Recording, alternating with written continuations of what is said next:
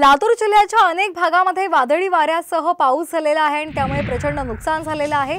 अचानक आलेल्या वादळी वाऱ्यामुळे जिल्ह्यातल्या महाळंगरी, झरी, निलंगा, शिरूर, अनंतपाळ यासह इतर भागामध्ये नागरिकांचं प्रचंड नुकसान झालंय। चाकूर तालुक्यातील झरी गावच्या शिवारामधील 2 एकर केळी बाग उद्ध्वस्त झालेली आहे। दरम्यान याचा आढावा घेतला आमचे प्रतिनिधी संदीप भोसले यांनी। पाहूयात। लातूर जिल्ह्यातल्या अनेक भागामध्ये वादळी वाऱ्याचा प्रचंड मोठा असा फटका बसलेला आहे। आपण जर बघितलं चाकूर तालुक्यातील झरी खुर्द गावामध्ये आहोत।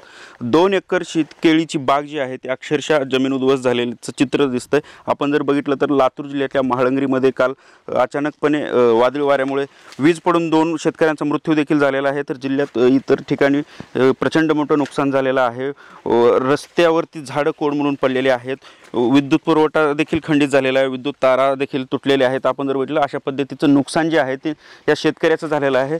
आपण जर पाहिलं तर हातातोंडाशी आलेली ही केळी बाग अक्षरशः जमीन उद्ध्वस्त झाली। शेतकऱ्याचं प्रचंड मोठं नुकसान जे आहे ते नुकसान झाले। कधी न भरून येणार हे नुकसान शेतकरी च्या नशिबी आलेलं चित्र दिसतंय। आपण जर पाहिलं तर प्रचंड मोठं असं नुकसान आहे। काल झालेल्या वादळी वाऱ्यामुळे लातूर जिल्ह्यातल्या अनेक भागामध्ये प्रचंड मोठं असं नुकसान शेतकऱ्यांचं आणि घरांचं झालेलं आहे।